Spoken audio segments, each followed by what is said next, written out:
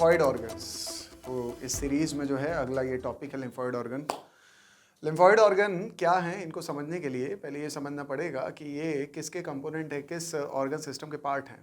Immune system के, सभी बच्चों को पता है इम्यून सिस्टम के पार्ट है, इम्यून सिस्टम के कंपोनेंट है। इम्यून सिस्टम क्या है? एक ऑर्गन सिस्टम है।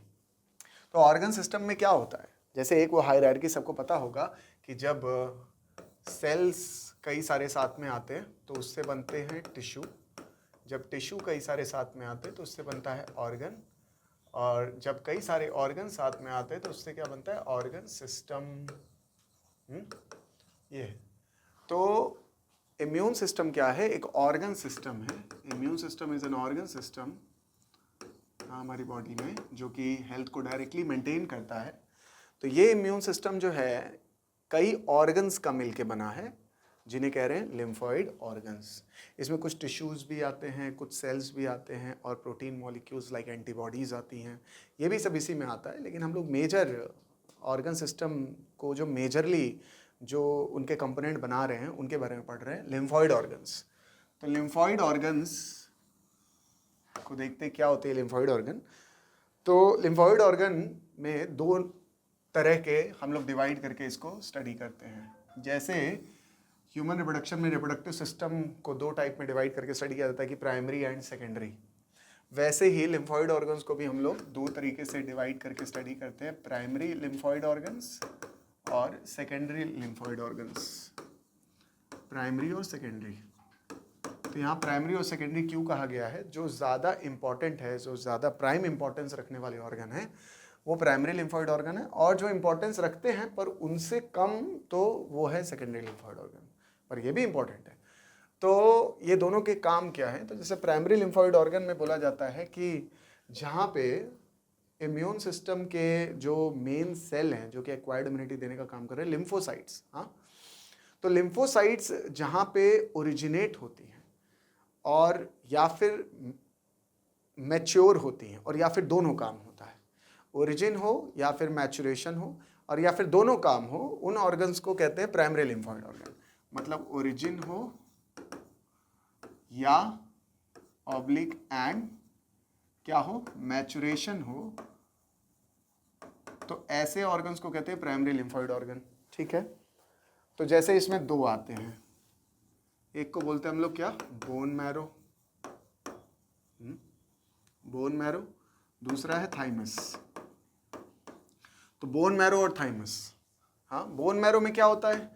जो लिम्फोसाइट्स हैं उनकी ओरिजिन होती है और मैचुरेशन भी होता है, यानी यहाँ ओरिजिन भी होती है और मैचुरेशन भी होता है, and maturation, origin and maturation both. पर थाइमस ये जो ग्लैंड है, हाँ, इसे एंडोक्राइन सिस्टम में पढ़ा जाता है, तो वो टॉपिक का वेट करो, वो टॉपिक वो सीरीज में बनाऊंगा। तो थाइमस ग्लैंड जो है उसमें सिर्फ मैचुरेशन होता है। क्या होता है? Maturation of lymphocytes. तो लिम्फोसाइट्स का मैचुरेशन भी होता है, मैचुरेशन होता है थाइमस में। और बोन मैरो में क्या होता है? ओरिजिन एंड मैचुरेशन दोनों होता है ऑफ लिम्फोसाइट्स। ठीक है, अब इसमें थोड़ा और डिटेल में जाते हैं। तो बोन मैरो में लिम्फोसाइट्स, सभी लिम्फोसाइट की ओरिजिन हो रही है। अरे सभी लिम्फोसाइट क्या, ब्लड के जितने सेल हैं सारे के सारे जो फॉर्म्ड एलिमेंट्स हैं वो सब बोन मैरो से ही बनते हैं, रेड बोन मैरो से, वही मेटापोइटिकली एक्टिव होती है। तो बोन मैरो में सभी ब्लड सेल बनते हैं, तो लिम्फोसाइट भी यहीं पे बनते हैं। अब वो जो लिम्फोसाइट यहाँ पे बन रहे हैं, तो उनमें से कुछ लिम्फोसाइट बोन मैरो से माइग्रेट करके थाइमस में चले जाते हैं और कुछ यहीं रह जाते हैं। तो कुछ बोन मैरो में ही रह जाएंगे ओरिजिन होने के बाद, और कुछ चले जाएंगे थाइमस में। जो बोन मैरो में ही रह जाते हैं ओरिजिन होने के बाद, वो यहीं पे मैच्योर होते हैं और उन्हें कहते हैं बी लिम्फोसाइट्स। और जो यहां पे ओरिजिनेट होके माइग्रेट करके थाइमस के पास चले गए, तो वो वहां पे मैच्योर होंगे और उनको नाम दे दिया जाता है टी लिम्फोसाइट्स, बी लिम्फोसाइट्स और टी लिम्फोसाइट्स। तो ये बी और टी कहां से आए समझ में आ रहा होगा। B is for bone marrow, T is for thymus. तो जो जहां मैच्योर होगा उसको वैसा नाम दे दिया। बोन मैरो में जो मैच्योर होगा वो बी लिम्फोसाइट, जो थाइमस में मैच्योर होगा वो टी लिम्फोसाइट। ठीक है, लेकिन अब सबकी ओरिजिन कहाँ है? सबकी ओरिजिन बोन मैरो में ही है। ठीक, अब इसमें मैचुरेशन का मतलब क्या है, इसको थोड़ा समझना चाहिए हमें। मैचुरेशन का मतलब क्या है यहाँ पे? तो मैचुरेशन का मतलब है कि जब कोई लिम्फोसाइट नया नया बना है, ओरिजिन हुआ है उसका, तो वो इमेच्योर है, कोई एक कैपेसिटी है, कोई एक प्रॉपर्टी है जो उसके अंदर अभी डेवलप नहीं हुई है, इसीलिए उसे इमेच्योर कह रहे हैं। और जब वो मैच्योर हो जा रहा है, इसका मतलब उसके अंदर एक कैपेसिटी, एक फीचर, एक प्रॉपर्टी डेवलप हो गई है, तो हम उसे मैच्योर कह दे रहे हैं। कौन सी वो प्रॉपर्टी है जो डेवलप हो जाने के बाद हम लोग लिम्फोसाइट को मैच्योर कह देते हैं? तो बताया जा रहा है कि देखो, लिम्फोसाइट एंटीजन के लिए सेंसिटिव हो जाता है, इसी को मैचुरेशन कहते हैं। तो मैचुरेशन होने का क्या मतलब है? एंटीजन सेंसिटिविटी आना लिम्फोसाइट में। एंटीजन के लिए वो क्या हो जाएगा? सेंसिटिव। एंटीजन के लिए सेंसिटिविटी आना, इसी को कहते हैं मैचुरेशन। ठीक है, अब भाई एंटीजन के लिए सेंसिटिविटी आ गई तो मतलब उसके अंदर एक प्रॉपर्टी डेवलप हो गई मैचुरेशन से, तो पहले से वो डिफरेंट हो गया ना, तो मैचुरेशन को डिफरेंशिएशन भी कह देते हैं, also known as differentiation. Different हो गया पहले से तो डिफरेंशिएशन। ठीक है, ऐसे ही स्पर्मेटोजेनेसिस में, oogenesis में देखा था, मैच्योर होने को डिफरेंशिएशन भी कह रहे थे। मैचुरेशन एक सिंपल टर्म है इंग्लिश का, लेकिन बायो में हम लोग डिफरेंशिएशन कह देते हैं, साइंस में डिफरेंशिएशन वर्ड ज़्यादा बेटर यूज़ किया जाता है। तो मैचुरेशन या डिफरेंशिएशन होने का मतलब क्या है? एंटीजन के लिए सेंसिटिविटी आना। तो बी लिम्फोसाइट में एंटीजन सेंसिटिविटी कहाँ आती है? बोन मैरो में ही रह के आ जाती है। लेकिन टी लिम्फोसाइट में एंटीजन सेंसिटिविटी कहाँ डेवलप होती है? थाइमस ग्लैंड में डेवलप होती है। ठीक है, तो ये दो हो गए हमारे प्राइमरी लिम्फॉइड ऑर्गन। ठीक है ना, इसके बाद अब आते हम लोग सेकेंडरी लिम्फॉइड ऑर्गन्स में। ठीक है, सेकेंडरी लिम्फॉइड ऑर्गन्स। तो सेकेंडरी लिम्फॉइड ऑर्गन का काम क्या है? जिनकी ओरिजिन या मैचुरेशन यहाँ हुआ है, बी लिम्फोसाइट और टी लिम्फोसाइट, जिनका मैचुरेशन यहाँ हुआ है, वो मैच्योर होने के बाद, भाई मैच्योर हुए हैं, क्या हुआ? एंटीजन के लिए सेंसिटिविटी आई, तो एंटीजन के साथ लड़ाई भी तो लड़ेंगे ना एक दिन। जब एंटीजन ब्लड में, बॉडी में आएंगे, तो उन एंटीजन के अगेंस्ट ये लोग काम करेंगे, बी लिम्फोसाइट और टी लिम्फोसाइट। ठीक है, तो साइट, एक जगह चाहिए इस लड़ाई के लिए। जैसे पांडव, कौरव, ये लोग जो है जाके द्रोणाचार्य के पास सीखे ना कि हाँ भाई कैसे कैसे कौन सा अस्त्र शस्त्र चलाया जाता है, लेकिन लड़ाई क्या अपने महल में ही कर ली क्या? नहीं, उसके लिए कुरुक्षेत्र में गए, है ना, महाभारत लड़ने के लिए। तो वैसे ही अब वो लड़ाई कहाँ लड़ी जाएगी? वो यहाँ नहीं लड़ी जाएगी, वो लड़ने के लिए उधर जाएंगे, सेकेंडरी लिम्फॉइड ऑर्गन में। तो इसलिए बोला जाता है कि सेकेंडरी लिम्फॉइड ऑर्गन क्या करते हैं? They provide site, they provide a site for interaction between lymphocytes and antigen। Antigen और लिम्फोसाइट के बीच में जो इंटरैक्शन होगा वो सेकेंडरी लिम्फॉइड ऑर्गन में होगा। ठीक है, यानी सेकेंडरी लिम्फॉइड ऑर्गन वो कुरुक्षेत्र बना के दे रहे हैं, वो बैटल फील्ड बना के दे रहे हैं जहां युद्ध होने वाला है, जहां लड़ाई होने वाली है एंटीजन की और लिम्फोसाइट की। ठीक है, ये सेकेंडरी लिम्फॉइड ऑर्गन में एक बात और हमारी एनसीईआरटी में बोला जा रहा है कि देखो भाई, यहाँ पे क्या होता है ना कि वो जो डिफरेंशिएटेड लिम्फोसाइट्स थे, वो जो एंटीजन सेंसिटिव लिम्फोसाइट्स थे, जो यहाँ पे जाके लड़ाई लड़ रहे हैं, तो लड़ाई लड़ने के पहले वो इफेक्टर सेल में प्रोलिफरेट होके बदले हैं। तो वो प्रोलिफरेशन उनमें हुआ है और वो बना लिए हैं इफेक्टर सेल, मतलब लड़ने को तैयार। ठीक है, बात समझ में आ रही है?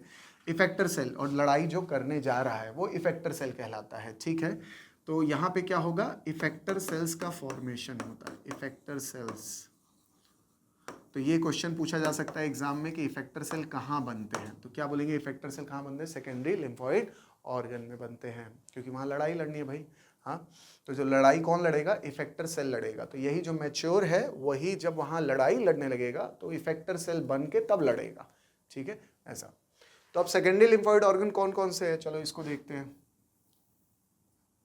सेकेंडरी लिम्फॉइड ऑर्गन में नाम आ रहे हैं क्या? तो ऊपर से स्टार्ट करें, एक तो टॉन्सिल है। हाँ, टॉन्सिल के अलावा फिर हमारे पास जो है वो पेयर्स पैचेस हैं स्मॉल इंटेस्टाइन में, pairs patches in small intestine.